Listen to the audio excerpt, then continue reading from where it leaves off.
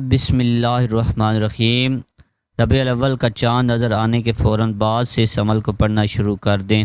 صرف 3 دن فجر کی نماز کے بعد سورۃ الکوثر پڑھو۔ 3 دن میں کروڑ پتی بننے کا آسان سا عمل۔ معزز ناظرین، آج ہم آپ کی خدمت میں ایک ایسا خوبصورت زبردست عمل لے کر حاضر ہوئے ہیں جس کی رحمتیں، برکتیں، فضیلتیں آپ خود اپنی آنکھوں سے دیکھیں گے۔ ربیع الاول کا چاند نظر آتے ساتھ ہی آپ کو اس بابرکت مہینے کی مبارک ہو۔ یہ وہ مہینہ ہے جس میں ہمارے پیارے پیغمبر حضرت محمد مصطفیٰ صلی اللہ علیہ وآلہ وسلم اس دنیا میں تشریف لائے اور کفر کے اندھیروں کو نور کے اجالوں میں بدل دیا۔ ہمارے پیارے رسول حضرت محمد مصطفیٰ صلی اللہ علیہ وآلہ وسلم کی پیدائش 12 ربیع الاول بروز پیر کے دن ہوئی۔ اس مہینے میں جتنا ہو سکے پیارے نبی حضرت محمد صلی اللہ علیہ وآلہ وسلم پر درود شریف پڑھیں۔ آج کا وظیفہ خاص طور پر ربیع الاول کے مہینے کے حوالے سے ہے۔ آج کے اس خاص وظیفے کی سب سے خوبصورت بات یہ ہے کہ اس وظیفے میں آپ نے 21 مرتبہ درود ابراہیمی یعنی نماز والا درود پاک پڑھنا ہے۔ جب ہم چند کلمات کے ساتھ 21 مرتبہ درود ابراہیمی پڑھیں گے تو یقین جانے کہ درود پاک ایک واحد ایسی دعا ہے جو ہماری حاجتوں کو، ہماری دعاؤں کو پار لگا دیتی ہے اور ہماری دعائیں، ہماری حاجات فوراً اللہ رب العزت کی بارگاہ میں قبول و منظور ہو جاتی ہیں۔ پیارے ناظرین، میں ہمیشہ اپنی ویڈیو میں سب سے ایک بات کرتا ہوں کہ اللہ رب العزت نے آپ کو جس بھی حال میں رکھا ہے، سب سے پہلے آپ پرسکون رہا کریں، اس ذات کا شکر ادا کیا کریں، کیونکہ اللہ رب العزت ایک موقع پر ارشاد فرماتا ہے کہ وہی لوگ مطمئن ہیں جو میرا شکر ادا کرتے ہیں، مجھ پر ایمان لاتے ہیں اور میرا ذکر و اذکار کرتے ہیں۔ لہٰذا جس حال میں اللہ رب العزت نے آپ کو رکھا ہے، اس میں آپ خوش رہا کریں، اللہ رب العزت کا شکر ادا کیا کریں اور آپ کو جو بھی جتنی بھی آپ کو توفیق ہے اس کے مطابق آپ غریبوں کو صدقہ لازمی دیا کریں، اور ربیع الاول کے بابرکت مہینہ میں تو اور بھی زیادہ صدقہ دینا چاہیے۔ بہت سے لوگ ربیع الاول کے مہینے کے قیمتی لمحات کو قیمتی بنانے کی کوشش کر رہے ہیں اور بہت سے وظائف بھی پڑھ رہے ہیں تاکہ اس کی پریشانی ختم ہو جائے، اس کی تنگ دستی ختم ہو جائے، اس کی بے روزگاری ختم ہو جائے۔ اگر اسے دولت چاہیے تو اس کو دولت مل جائے، اگر اس کو کوئی حاجت ہے تو اس کی حاجت پوری ہو جائے۔ اور بہت سے لوگ طرح طرح کے وظائف پڑھتے ہیں، اعمال کرتے ہیں، وقت کی نزاکت کو مد نظر رکھتے ہوئے وظیفے کی طرف چلتے ہیں۔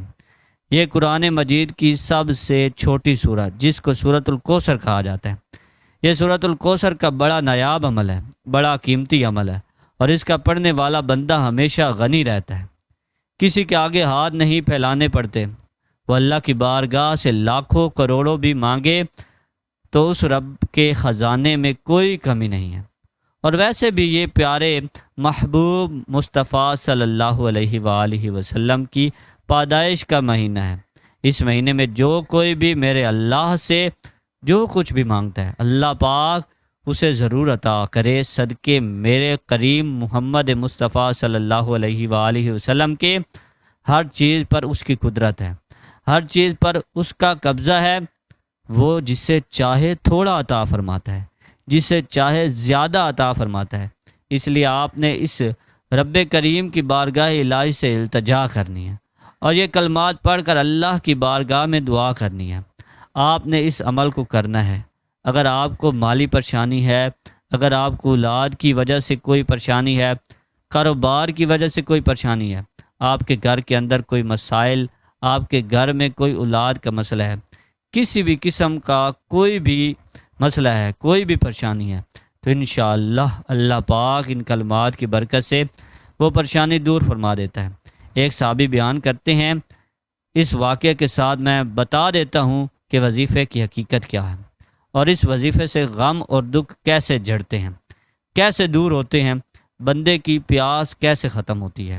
آقا علیہ الصلاۃ والسلام کے ایک صحابی بیان کرتے ہیں کہ آقا علیہ الصلاۃ والسلام اپنے بستر پر لیٹے ہوئے تھے اور اسے ہم سمجھ رہے تھے کہ جیسے آقا علیہ الصلاۃ والسلام بے ہوشی کے عالم میں ہیں اور آقا علیہ الصلاۃ والسلام کا غشی طاری ہے، اور فرماتے ہیں کچھ دیر کے بعد ہم نے دیکھا حضور علیہ الصلاۃ والسلام اپنے بستر سے اٹھے اور مسکرا رہے تھے، اور صحابہ بیان فرماتے ہیں کہ ہم نے آقا علیہ الصلاۃ والسلام کی بارگاہ میں عرض کی، یا رسول اللہ صلی اللہ علیہ وآلہ وسلم، مسکرانے کی کیا وجہ ہے؟ اس میں کیا حکمت ہے؟ تو آقا علیہ الصلاۃ والسلام نے فرمایا، میرے صحابہ، آپ جانتے ہیں اللہ کی بارگاہ سے میرے اوپر ایک ایسی صورت کا نزول ہوا ہے جس میں اللہ تبارک و تعالیٰ نے مجھے کوثر عطا فرمایا ہے۔ تو صحابہ نے عرض کیا، یا رسول اللہ صلی اللہ علیہ وآلہ وسلم، وہ کوثر کیا ہے؟ تو آقا علیہ الصلاۃ والسلام نے فرمایا، میرے صحابہ، وہ کوثر ایک ایسا جنت کے اندر سمندر ہے، ایک ایسا دریا ہے، ایک ایسی نہر ہے کہ جب قیامت کے دن میرے امتی پل صراط پر محشر کے میدان میں کھڑے ہوں گے، میں اپنے امتیوں کے اس میں سے ایک جام بھر کر پلاؤں گا جو 50 سال کا ایک دن ہے۔ اس پورے دن کے اندر کبھی بھی میرے امتی کو دوبارہ پیاس نہیں لگے گی۔ تو یہ صورت ایسی ہے، تو پھر آپ اندازہ لگائیں کہ اس وظیفے کو، اس صورت کو پڑھنے والا بندہ اگر وہ پیاس کی شدت سے محفوظ رہ سکتا ہے، باقی معاملات سے محفوظ رہ سکتا ہے، اور اس عمل کے ذریعے اس کی ہر پریشانی سے نجات مل سکتی ہے۔ کوئی بھی اس کی حاجت ہے، کوئی بھی اس کی پریشانی ہے، تو اس نے کرنا کیا ہے؟ 3 دن فجر کی نماز کے بعد سب سے پہلے، اس وظیفے سے پہلے آپ نے کلمات پڑھنے ہیں۔ اعوذ باللہ من الشیطان الرجیم، بسم اللہ الرحمن الرحیم۔ یہ آپ نے اللہ تبارک و تعالیٰ کی بارگاہ میں حفاظت لینی ہے شیطان مردود سے، اور آپ نے کہنا ہے، باری تعالیٰ، میں شیطان مردود سے پناہ چاہتا ہوں، مجھے اپنی حفاظت میں لے لیں۔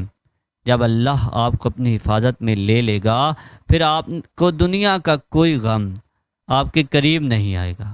غم ہمارے پاس کیوں آتے ہیں؟ ہم گناہ کرتے ہیں، اور گناہوں کے سبب ہمارے اوپر ایسی مصیبتیں آتی ہیں کہ اللہ تبارک و تعالیٰ کی بارگاہ سے ہر وقت استغفار کرنی چاہیے، توبہ کرنی چاہیے۔ اس عمل کو آپ نے 3 دن فجر کی نماز کے بعد کرنا ہے، اور اس کے بعد خدا کی قسم لوگ گھر میں آ کر اس عمل کے بارے میں پوچھیں گے۔ اس عمل کو کرنے سے پہلے آپ نے 21 مرتبہ اول و آخر درود ابراہیمی پڑھنا ہے، نماز والا پڑھنا ہے۔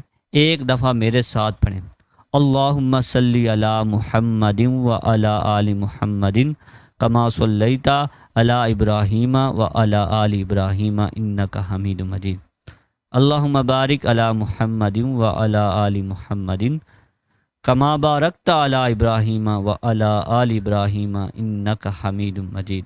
درود پاک پڑھنے کے بعد آپ نے نماز فجر ادا کرنے کے بعد لگاتار 3 دن 11 مرتبہ سورۃ الکوثر پڑھنی ہے۔ بسم اللہ الرحمن الرحیم، انا اعطیناک الکوثر فصلی لربک وانحر ان شانئک هو الابتر۔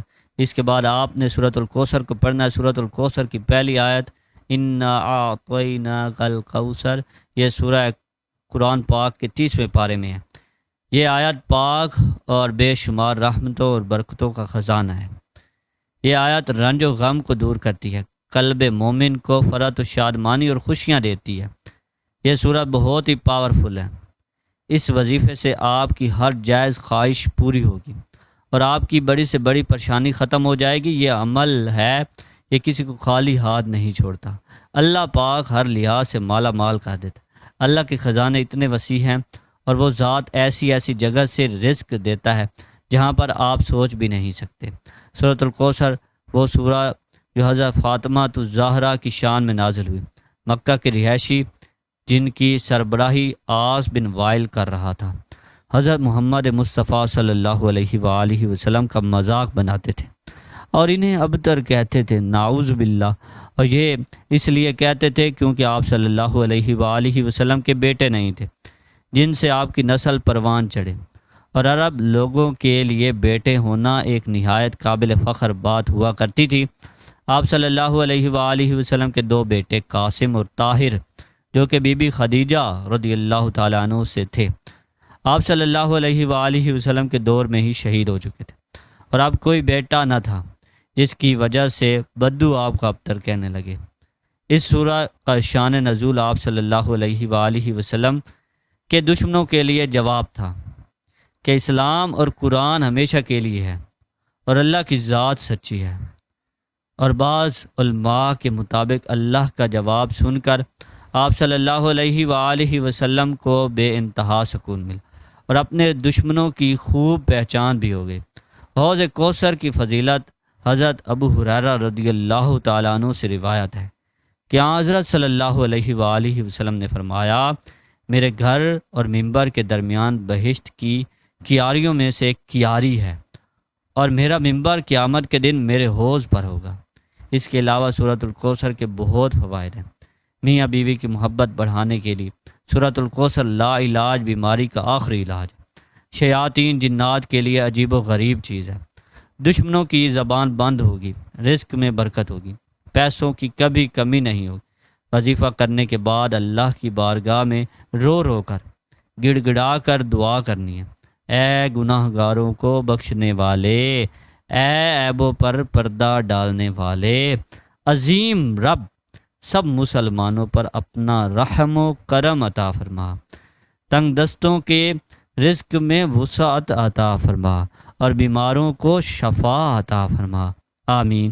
ہمیشہ صبر و شکر کرنے والا بنا اور دنیا اور آخرت سنوار دے، آمین۔ تمام احباب سے گزارش ہے کہ اللہ کی 99 ناموں میں سے ایک نام ضرور کمنٹ میں لکھیں۔ اللہ حافظ، السلام علیکم ورحمۃ اللہ وبرکاتہ۔